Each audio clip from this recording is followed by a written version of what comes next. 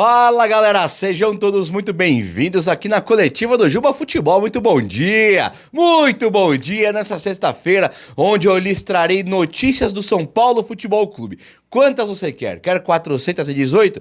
Eu separei 1, 2, 3, 4, 5, 6, 7 notícias aqui para nós destrincharmos e trocarmos uma ideia que eu acho que tem muito a ver com o futuro do São Paulo também, o presente e um futuro próximo aí, né? O futuro lá, o futuro próximo.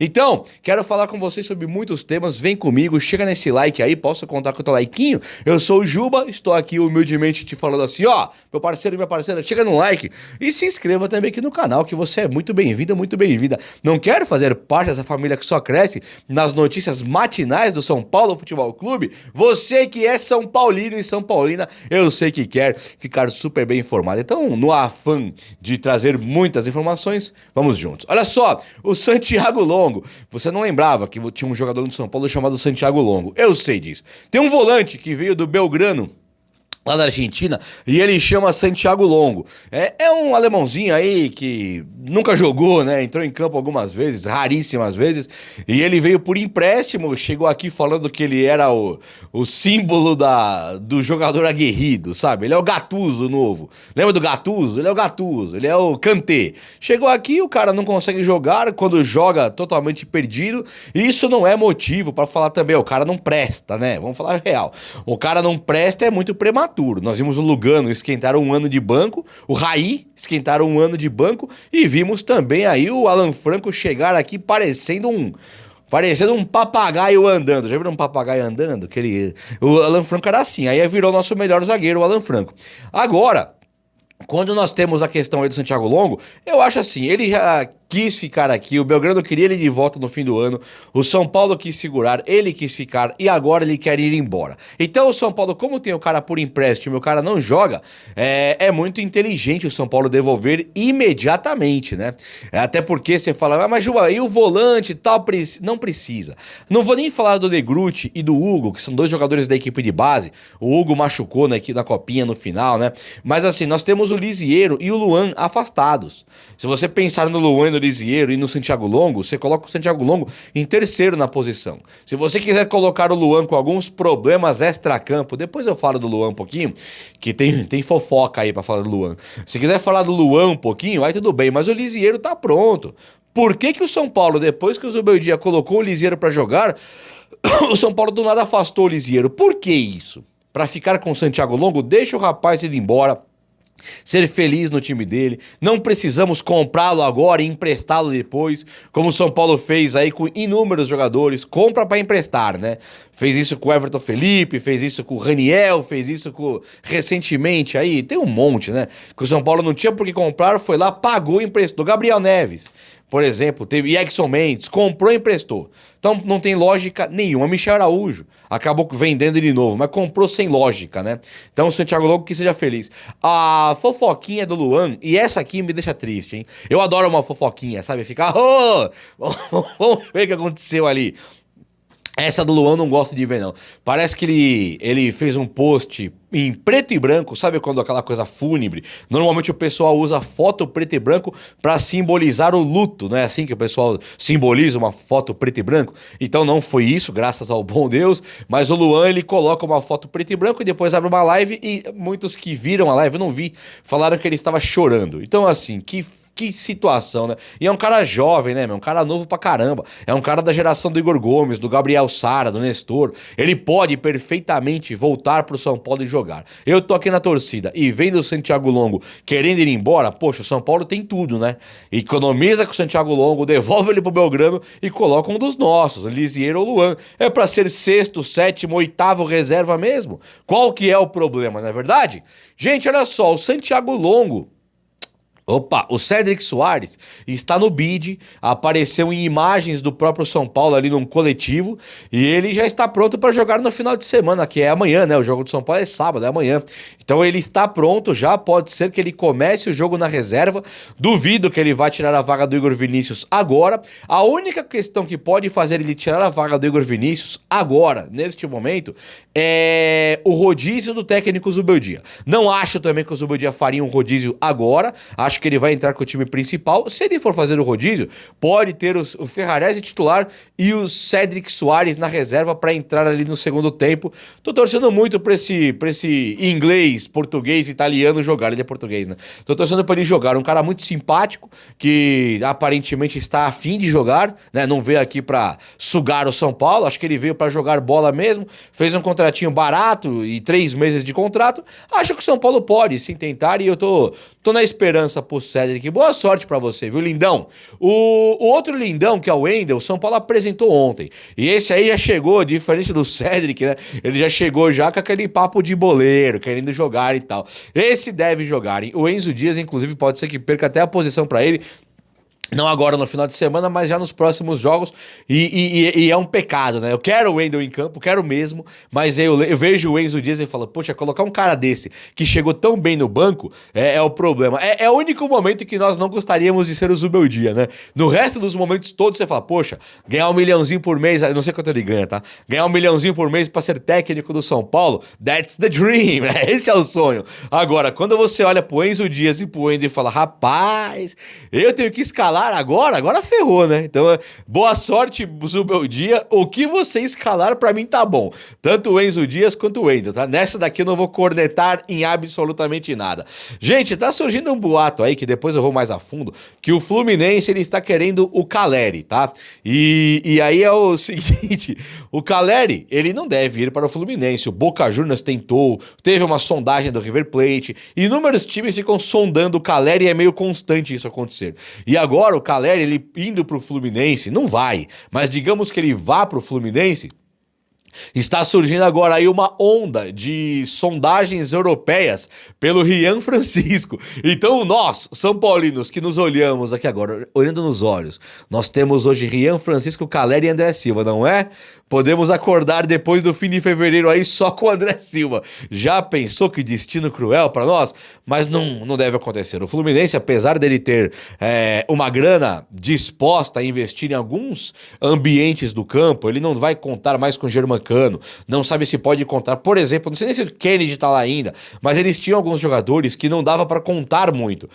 Um pela idade, o outro pelo extracampo e tal. Claro que o Caleri, ele passa a ser um objeto de desejo de muitos e muitos times, e do Fluminense também. Mas eu fiquei sabendo que quem põe a grana ali no Fluminense pra, por exemplo, segurar o John Arias é a Superbet, a mesma patrocinadora do São Paulo. Então não teria nem decência, né? Nós perdermos o Caleri pro Fluminense porque a Superbet, nossa patrocinadora e do Fluminense, viabilizou a transferência do Caleri pra lá e nós ficamos aqui roendo o osso, sabe? A ver navios. Que papo é esse, né? Isso aí realmente seria uma coisa absurdamente ridícula. Gente, olha só, o Oscar, eu tava vendo hoje um trechinho de um vídeo na Jovem Pan. Vi também o Nicola, eu vi também outros caras aí que eu não vou nem citar, que eu não tenho a simpatia por alguns aí não. O Nicola deu simpatia, achei ele um cara legal. Muitos falando do Oscar, vi também o Rica Perrone falando do Oscar, e são assuntos assim muito interessantes, mas pega muito pra gente. Ontem eu fiz um vídeo fazendo uma comparação do Oscar com o Arrascaeta do Flamengo. E aí o Arrascaeta, ele assim, desde o Cruzeiro, eu lembro dele no banco de reservas no dia do Cruzeiro, e o Corinthians, acho que era uma final de Copa do Brasil, o Cruzeiro tinha que ganhar, ele tava no banco, tava machucado, o Corinthians se deu bem, porque o Arrascaeta estava machucado, ele entra 1 minutinho ali, faz um gol, cobre o Cássio, sabe? Ele foi um cara diferenciado, assim como o Everton Ribeiro, assim como, sei lá, Ganso, talvez. Alguns jogadores no Brasil se destacaram pela qualidade, né? Da meia, tô falando. Que no ataque tem o Hulk, tem o Bruno Henrique, teve vários caras aí que se destacaram. Agora, quando eu lembro do Arrascaeta, eu lembro do Cruzeiro e do Flamengo. Se bobear, eu não fiz o levantamento, mas em termos de título, o Arrascaeta foi o que mais ganhou. Porque diferente do Bruno Henrique, por exemplo, que não ganhava no Santos, o Arrascaeta ganhava no Cruzeiro. Quando eles juntam no Flamengo, eles continuam ganhando. Aí os dois ganharam. Mas o Arrascaeta, ele foi talvez o cara que mais tenha levantado canecos aqui no Brasil recentemente. Canecos importantes, né? O Everton Ribeiro também, porque esse também ganhou muito no Cruzeiro, com o Ricardo Goulart, lembra? Marcelo Moreno, seleção do Cruzeiro. Depois ele também vai pra fora e vem pro Flamengo. O Arrascaeta, ele era um meia com a coroa, né? Tava num trono, o rei do Brasil aqui da meia. Quando chegou o Oscar agora, esses veículos de comunicação, debates aí de mesas importantes da comunicação brasileira aqui, os caras estão colocando o Oscar como um grande fenômeno. E isso não é comum para o São Paulino ver. O São Paulino mais carente fica muito incomodado com o quão pouco espaço tem o São Paulo na mídia. Eu me importava com isso antes, agora até gosto que a mídia fale pouco do São Paulo para nós falarmos, né? Eu procurava, quanto que eu não procurei um programinha do São Paulo para assistir e não falava nada. Tinha um programa de 4 horas, falava 10 minutos do São Paulo, programa de 3 horas falava 10 minutos. Então isso sempre foi comum na vida do São Paulino de 41 anos, que é o meu caso. Nós não tínhamos o espaço. E agora, e quando falavam era na crise. Ver os caras falando do São Paulo agora, que o Oscar é um dos melhores meias do futebol brasileiro, é um gênio, é um touro, é um monstro. Isso pra mim tá sendo um pouco curioso de ver. Eu caio toda vez. O Oscar, olha o que gerou de debate no Oscar. Eu vou lá e caio todas as vezes. Mas a verdade é que o Oscar ele mudou o São Paulo de tal forma que o Lucas não está mais preso na direita, o Luciano não está mais preso na meia e o Zubeldia não está preso nessas convicções de Lucas e Oscar. Lucas e Luciano todos improvisados para aquele futebol quadrado, ridículo que o São Paulo estava jogando. A chegada do Oscar não só mudou o posicionamento tanto do Lucas quanto do Luciano, como colocou o São Paulo num futebol moderno. Colocou o São Paulo num futebol que pode se esperar o máximo de cada jogador, né? Então ficou muito top, viu? Olha só, mudando um pouquinho de assunto aqui agora, o Thiago Mendes, ele também recebeu uma sondagem bem bacana aí do São Paulo. São Paulo já fez proposta para ele, já tem a proposta nas mãos e ele deve vir pro São Paulo. Vale a pena ressaltar aqui o destaque do Thiago Mendes hoje, não teve muita mudança. Você fala, Juba, tá, Thiago Mendes no São Paulo, proposta, isso é meio óbvio, né? Mas não é não. Porque o Botafogo sondou o Thiago Mendes. Informação aí que tem é que o Botafogo sondou o Thiago Mendes, fez uma consulta e querem ter o cara por lá. Se para algum São Paulino tinha alguma dúvida do Thiago Mendes, mas será que é bom vir agora? Será que é legal vir agora? Coisa e tal. É legal. Não pelo espaço que ele vai ter no São Paulo, porque o espaço é reduzido. Agora, se o Botafogo está querendo, o Botafogo tem comprado jogadores aí muito fortes, que foram campeões de Brasileiro e Libertadores, ou seja, bateu o martelo de que o Textor e o Botafogo, os jogadores que eles compraram, tinham razão, né? Jogadores de porte mais físico, como o Cuiabano, Luiz Henrique, caras fortões mesmo. O Tietê virou banco desse time aí. Teve o Gregory lá, né? Então, assim, são caras muito fortes. Teve o outro lá que eu esqueci o nome agora. São caras fortes fisicamente. Teve aquela zaga, o Bastos com o Barbosa. É time de respeito. Então o São Paulo olhando agora o Thiago Mendes sendo sondado pelo Botafogo é porque o Botafogo quer manter essas contratações físicas, né? Caras que conseguem entregar muito em campo na parte física. Então pro São Paulo hoje que conta com o Lucas, conta com o Oscar, que são craques, não necessariamente são caras de marcação, poder de marcação, aquele poder físico, nem tampouco o Luciano, que tem um ótimo chute, finalizador bom. Na hora de ver a parte física do Luciano não é nada demais, né? Então o São Paulo, com muito mais técnica que o Botafogo, ele pode ser engolido na parte física, talvez. Então pensar num Pablo Maia, pensar num Alisson, pensar num Thiago Mendes, pode ser uma válvula de escape, sim, para você bater de frente com o Botafogo na parte física e não apenas na parte futebolística, não é verdade?